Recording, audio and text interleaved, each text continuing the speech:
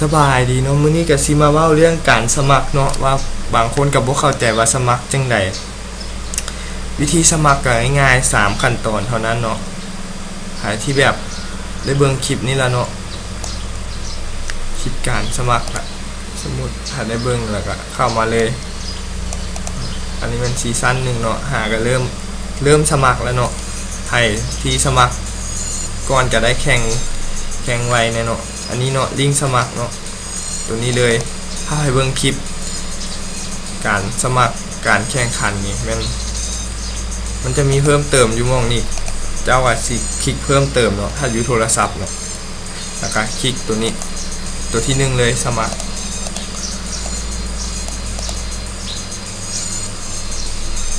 จะมาหน้านี้เนาะหน้านี้ก็สมัครง่ายๆอันนี้มันขั้นตอนที่1ในการสมัครเขียนชื่อเจ้าแล้วก็เขียน Gmail ของเจ้าที่ยังใช้เนาะที่เอาตัวเก่าก็ได้ตัวใหม่ก็ได้แนะนำเอาตัวเก่าเนาะเพื่อแบบจังบ่มีปัญหาในการแข่งขันในการสมัครเนาะหลังจากนั้นก็คลิก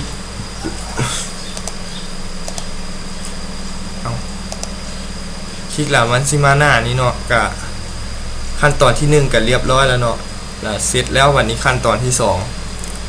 2เจ้าเข้าไป Gmail ของเจ้าเนาะ Gmail ที่แบบเจ้าสมัครเนาะ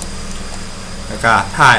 วาง 2-3 นาทีนี่แหละแล้วก็สิมี Gmail ของยุนล่าส่งมาให้เนาะแล้วเฮาก็คลิกเข้าไปแล้วก็ตัวนี้เลย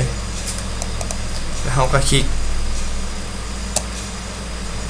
อันนี้เป็นขั้นตอนที่2เนาะเอาคลิกเข้าไปแล้วสิมาเป็นขั้นตอนที่3มันจะมาหน้านี้มันขั้นตอนที่3เนาะขั้นตอนที่3ก็เขียนคือเก่า Gmail ของเจ้า Gmail ที่เจ้าสมัครจากตัวนี้เนาะ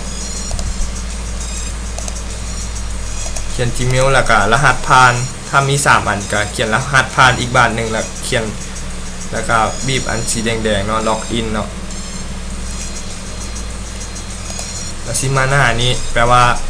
เจ้าสมัครแล้วล่ะอินบ็อกซ์มาหาแอดมินเลยเด้อเลยแล้วก็ใครที่แบบบ่เข้าใจหยังก็แชทถามเลยเด้อก็สิตอบให้ก็ใครบ่เข้าใจหยังก็สิเอาลิงก์ไว้เนาะใต้คลิปเนาะลิงก์แบบนี้เนาะใต้คลิปคลิกเข้าไปเบิ่งได้ Facebook ส่วนตัวแล้วก็กลุ่มในเกม